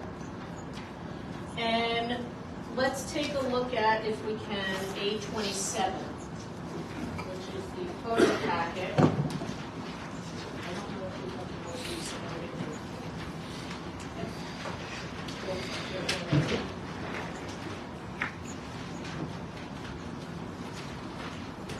So again, and this is similar to what was submitted by Tiago at the last meeting, but it's part of this packet. The first is a photo of existing conditions driving southbound on Route 35, and that shows the existing billboard and the existing Bridge Avenue gas sign, correct? That's correct. There's an SUV coming towards the photo in the foreground. You can see just over the roof of that SUV, the white billboard copy that's just above the rooftop. And in the shadow of that, our apartment building. And then to the right of that copy, you'll see Bridge Avenue Gas, which is the gas station ID sign that we mentioned. Okay. And then the next page is based on the crane test, and as Tiago testified, that yellow and red candy cane-like thing hanging on the right of that is the actual crane that was there in order to establish the height, to confirm that it was to scale and what we were giving you was accurate. That shows where the proposed sign would be viewed from the same location. That's correct. And again, that sign, in the existing condition, it's 22 feet high, and we're just proposing to increase it by 5 feet. That's correct. Okay. And the next page, and as was testified to, because the copy can change instantaneously, that's just another version of the copy that might appear 8 seconds later. That's correct. And then the next page is from 500 feet traveling southbound, and again, you view the existing billboard and the gas sign. Correct. And then the next 2 pages show superimposed what the proposed sign would look like from that location. That's correct. Okay. Now I'd ask the board to go to the page that is labeled 61 Bridge Avenue, because there were members of the public who had concerns with regard to what they might see from their property. So this is a computer-generated picture of what the view would be from 61 Bridge Avenue. That's correct. You can see I'm sorry, 61 Bridge Avenue is which property? It's across Bridge Avenue, and it's probably the laundromat. It's the parking lot of the laundromat. And you can see that yellow and red striped placard that's affixed to the actual bucket truck. You can see the bucket truck that's in the lot. They set that, and this was in the previous ones, but it's not as visible. They set that at the height, relative height to the billboard and location, and then they measure off of that in the photo to produce the actual billboard image. So you see next to that billboard, the back of the billboard panel, that's all that's visible on the back side. okay, You see there's one post there holding it up. Okay, and then the next photo is 79 Rector Place, and I believe that's from a residential lot. Is that correct? That's correct, and we're looking across to the east, across the Lake House Ice property to where the sign is. And interestingly, Dan, while it's shown as white in our photo, because it's a blank screen for purposes of computer generation, is this property within the view shed or the view angle with the narrow technology? It is not, so it's not within the view line of the sign. It wouldn't be, no LED view would be able to be perceived from this location, so it would actually appear as just black, as opposed to that gray or lighter color. So if you're... During daytime or nighttime. Right, so if you're standing at 79 Rector Place, you would not see any light, no lights from this sign would be visible based on our narrow view technology. That's correct. The furthest west that the view proceeds from the proposed sign would be through the old Exxon site that's to the west of Cooper Bridge. Okay, and just because I know that there were some questions and concerns, even if there was an epic failure of all types of electronics, the narrow view technology is not some fancy description of electronics. It's an actual physical structure that prevents the view. So even if the lights went haywire, and we'd indicated that there's a fail-safe, and when that happens, it goes dark anyway, but the narrow view technology can't fail because it's a physical implement on the sign, correct? That's correct. There's no adjustment to that technology. It has to do with the actual shape of the LED and also the louvered screens that are on either side of it. So that element cannot fail. It can't be adjusted. It's as it is manufactured. Okay, and the next page is the view from 55 Rector Place. That's correct. So now this is, we're moved further to the south and now looking behind the Lake House Ice. And you can see again the back of the sign. You can see a little bit of that placard from the bucket test.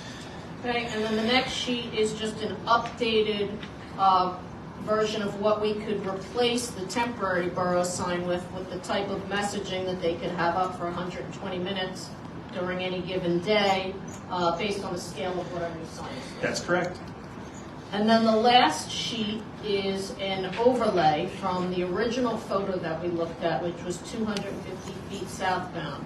And that shows all three signs, the two existing signs and our proposed sign, so the board could get an understanding as to the comparative height and size of what's existing there today and proposed. Want to describe that? That's right. So the two existing signs, the existing billboard and the Bridge Avenue gas sign, are both outlined in blue. Again, it's very light on there, so you can really see. It doesn't include the photo itself, but you can see they're outlined in blue. And then overlapping each of those and smaller than them is the proposed sign outline, which is outlined in light orange and has a gray texture to the inside of it. So you really get a good feel for how the proposed sign compares to a lesser extent to the sizes of the combined existing signs.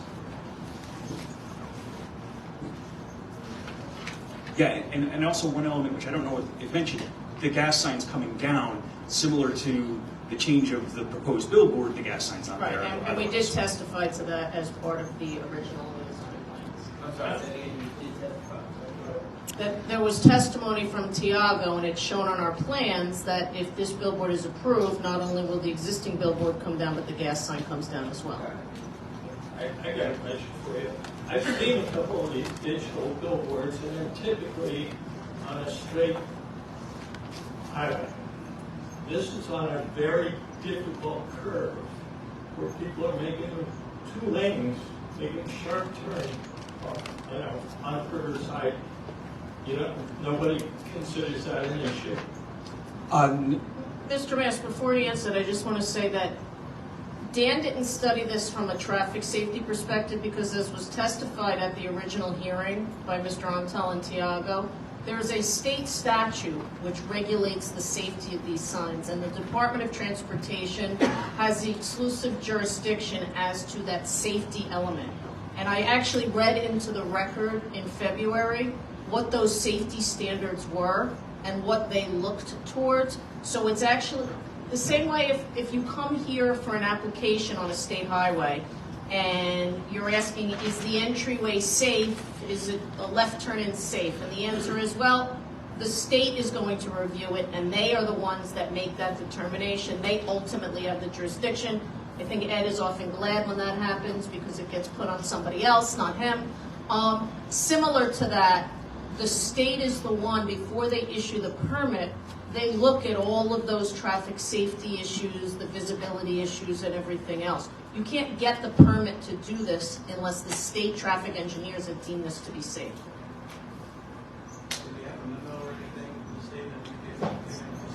Well, we have the permit, which we submitted into evidence at the last meeting. Yeah, should be yes. It indicates compliance with the statute, and the statute goes through all of the safety requirements, so yes.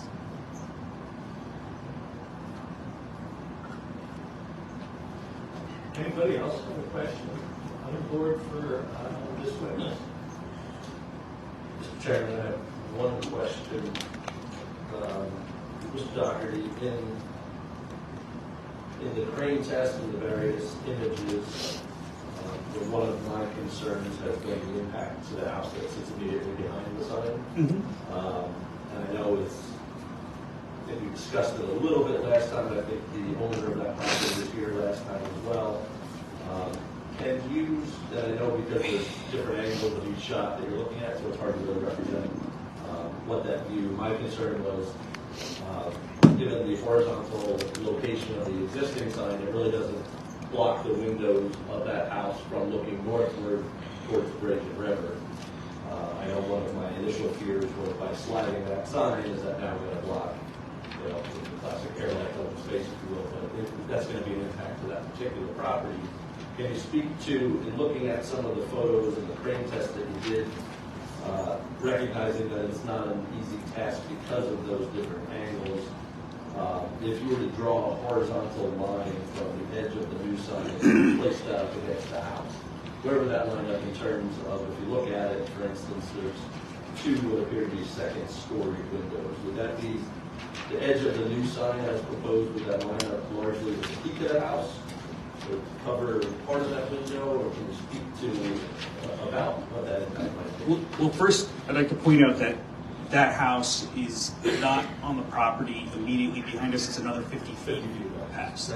So there's not a direct line of sight. It's not as if there's a single-digit setback for both of us to the same property line, like you often have with, as you probably see here in town with older properties, where you have homes that might only be 8 feet or 10 feet from each other. In this case, this house is 50 feet from us, so there's not a straight line of sight that you draw. At the height of 20 feet, I would say it's probably in the ballpark of a second-story window.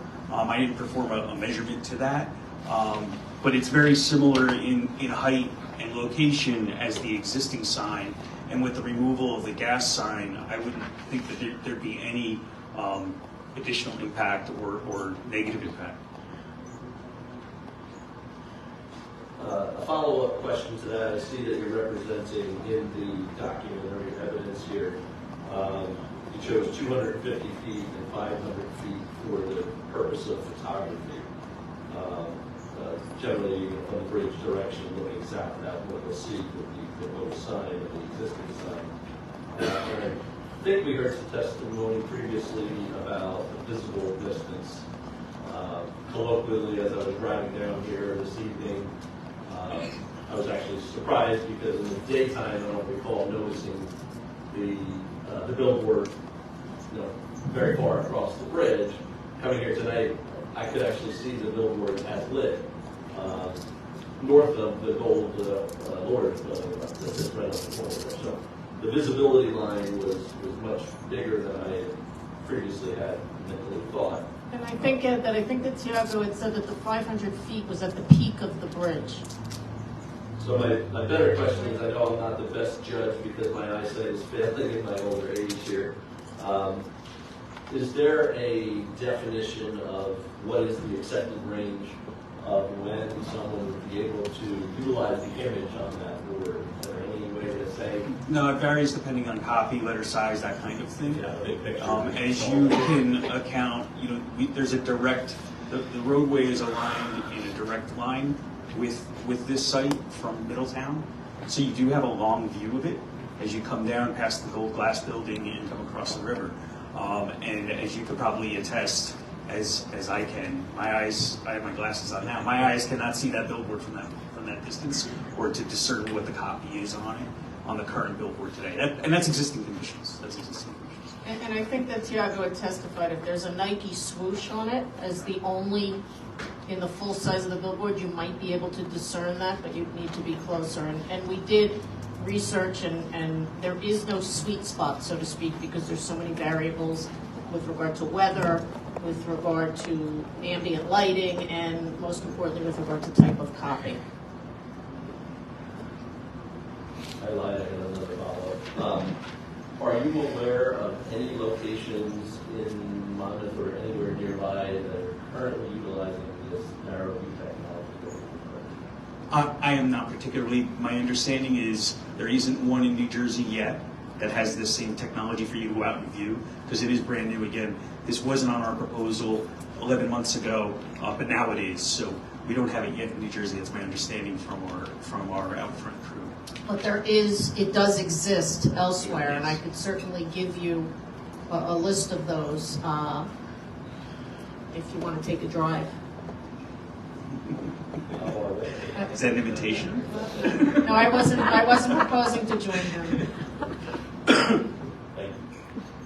Okay, any questions from the board for this witness?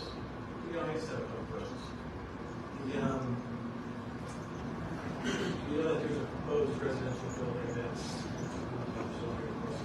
Yes. So even with the narrow view technology, how many of those residential units do you expect to be affected by this? I don't have an estimation of the location of the units in the building or the numbers of units or the dimensions. I know that building is occupied pretty much. But also, and I'm sorry, how do you pronounce your last name? Canio. Mr. Canio, when you say affected by the lights, I just want to be careful because there's a difference between the lights being visible and being affected by, meaning the people who live in that proposed apartment are going to be able to see the traffic light. It's going to be visible to them. However, it's not going to necessarily have an impact on them. It's not going to shine into their home. So because I don't know that, because there was testimony that these are LED lights, they're directed downwards, they're not shining light out, they're not going to have an effect, meaning there's not going to be light shining into them. If you remember that we had indicated at the last hearing, we gave you the lighting, I don't know how to say the word again, parabola, Right, parabola. that shows where the light would be at ground level. So it's not going to reach them as far as how you typically consider light casting downward. So there's two types of lights we talk about in engineering separate from billboards. There's one type of light we talk about with engineering, and that's the light that you'd see in a parking lot. What you're really trying to ascertain is this light's being thrown to the ground to help people see the ground, to help people see each other at night for safety reasons. So that's really the only way to quantify that kind of lighting. Now, in this case, we have lighting not meant to light the ground or light any other kind of element. We have a light source that's here only meant to be seen. So the same way you don't go and look at the lights here in the ceiling and determine how good they are by looking at them, you look down here to see how well they're working to light your desk. But in this case, we're looking at a sign, and its job is for the light to be subtle enough so that you can read the copy. And that's why it has photocells on it to dim the light at night, so that it gives you a balance of the light that's being projected from the device with ambient light. And then in the daytime, you get a brighter light because your eyes are adjusted during the daytime. You're not going to see that dim light the same as you would see it at night. So in this case, and the way I like to think about it is that these LED signs at night, they're meant to look like traditionally illuminated flat vinyl signs. We want the public to see the sign the same way they would see the existing flat panel sign. We just have the ability to change the copy now. And then let me ask you a question. So let's put it this way, the neighbors on, if and when that property gets built, I know it's approved, but if and when it gets built and there's actually residents there, there would be no more people affected or worse affected in proposed conditions than by the current sign, to which they can look out the window and see. Right now, I think it's a white panel, right? They can see the white panel and the uplighting that's reflecting off of those panels back into their eyes at night. So it's not going to be a substantial difference or any negative impact from what would already be there for those same residents. So Mr. Canio, and just, did I say it right? I'm sorry. Yeah. Okay. Recognize, had there not been residential development right across the street there that we knew was there, we would not have been as willing to agree to limit the lighting because it really was facing a highway.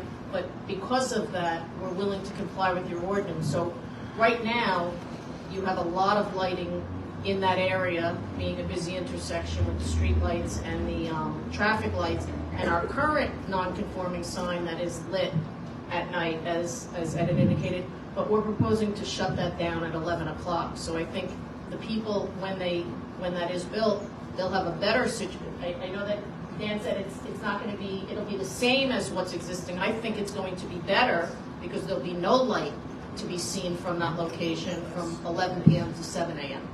You say it's going to be better, but you're actually moving it over 17 feet, right? So it's actually going to be a little clearer, and be more in line with you. You're moving it over 17 feet closer to... Again, I have to look at where that location is.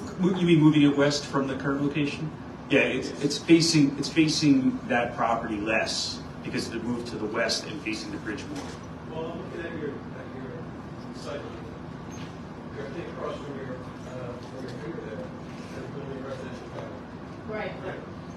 So if you're moving your sign to the left of the property. No, we're moving it to right here. It currently is right here, so it's right across the street from it. We're actually moving it from center of this property off towards the highway a little bit. Yeah. Is that accurate? That's accurate. Yeah, I guess I don't agree with your interpretation. I feel like you're moving more to the view of the residents. But No, so the sign currently is further east than we're proposed, and the property you're discussing is on the east side of center. So we're moving Can I ask west you to look away at from. A20, and that's the billboard location exhibit? I'm sorry? Yeah, it's this one with the numbers on it. And you see where our number 14 is? That's in the current location on the east. We're actually moving the sign to the west, closer to the highway. So whereas as you look north from our site, the property you're concerned with is on our northeast, and we're moving the sign west. We're raising it 5 feet, we're eliminating the gas sign, and we're moving it west. Correct. Moving it west is in the good direction to be away from facing that property. We're not changing the angle. And one other thing that I'd like to mention as a mitigating factor, we talked about the panels affecting the residences or the potential for residences across here in comparison to existing. That's without even mentioning the other 2 locations that will be eliminated that are currently lit this evening. So especially the 4 panels that are on Shrewsbury Avenue face residences both north and south on Shrewsbury Avenue. And that sign particularly is elevated. So those sign panels are all visible tonight if you drive by from residences.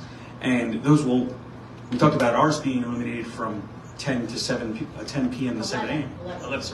11 p.m. to 7 a.m. Those signs will be eliminated altogether. So they'll never have that visibility day or night from the residences that are currently seen. Mr. Chairman, I just want to say in support of what Paul's saying. I think the difference here is we don't know where the building is going to be sited there. And what apartments or all the apartments facing south will look at this proposed sign. But I think the whole idea of technology, looking at messages every second, is what would be irritating to people who live in the building to look at, because it would change. And I think that'd be quite noticeable for whatever apartments facing. And Mr. Havens, I just want to say for the record, so the record's clear, you did a hand movement that indicates flashing. And I don't know how to describe, I don't know how to describe it for the record, but. Yeah, it's not going to flash. Right, it's not going to flash. If you're looking out the window at a static sign that's there 24/7, it goes into the background. If the message changes every 8 seconds for years, and there's different messages, different colors, different, that would be something people in that part of the building would notice for sure. But that's all. Okay. Do you have any photographs taken from the site of the proposed residential tower to where your building is going to be, where it looks like now, or specific to use that? If you were to bring it? No, we do not. Okay, any additional questions? Speak up. Okay, I think it's an easy one. So my understanding is if approved, you'll be taking down the existing gas sign, correct? Yes. Yes. It looks on the last picture like that's a little higher than your 27. But how high is that? I can only tell you that from that perspective, it appears higher. I don't know the actual height of the gas sign. But yes, I would agree from that perspective, it appears at least the same size, if not a little higher. Thank you. Okay. Any further questions from the board before I open up questions to the public? Okay. Any questions for this witness from the public?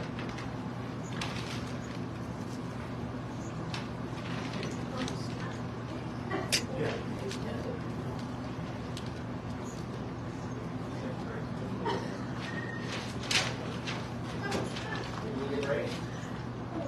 Okay, we'll take a 5-minute break.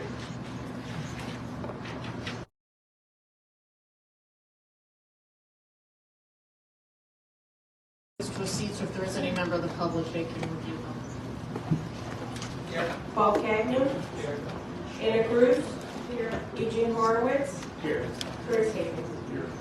Okay, we have a question from the public for this witness. And what we're going to do after that is close the public portion for questions and probably move on. I need a microphone. All right, good evening, Sue. Happy New Year to you. If you could just state your name and address for the record. Suzanne Visconti, 25 Cedar Street. Can you spell your last name? Visa Victor, ISCOMI. Mrs. Tony, do you swear that the information and testimony you're about to provide, to the extent you provide it, will be the truth, to the best of your knowledge, so help you God? Yes. Thank you. It was very intriguing talking about you conceding to take down other signs, the 6 other big signs. People always say they're going to do something. Would you guys stipulate putting like a timeline, like X amount of days after you pass this, or X amount of days when the new sign goes up, that these should come down? Because, not you, but in general, people promise to do things. Yes, we would agree to a condition with a timeline as to when it had to occur. Thank you. Okay, so we close the public portion for questions for this witness. And at this point, we're going to adjourn the meeting because I think we determined that it's not going to be able to finish tonight. So we're going to stop here. And Jennifer, you actually requested that. Yes, I did request it, and I consent to extend the time in which the board must render a decision through the meeting following the April meeting. God forbid there's a reason the April meeting doesn't occur. All right, so we are going to adjourn this, Shauna, to what's the date? April 4th, 2024, at 6:30 p.m. without the need for any further public notice. So all of you in the audience tonight, please come back on August 4th. April 4th. Please come back on Yes, April please 4th. come back April 4th. April 4th, 2024. And please let your friends know if they left, you're not going to get another certified letter from Jennifer Crypto's office. So this is a triple. Chairman will have a motion to adjourn this with the applicant's consent until April 4th, 2024. So make that motion. I'll make that motion to adjourn this based on the applicant's request. All in favor? Yes. Any opposed? Thank you very much. Thank you very much. Motion to adjourn.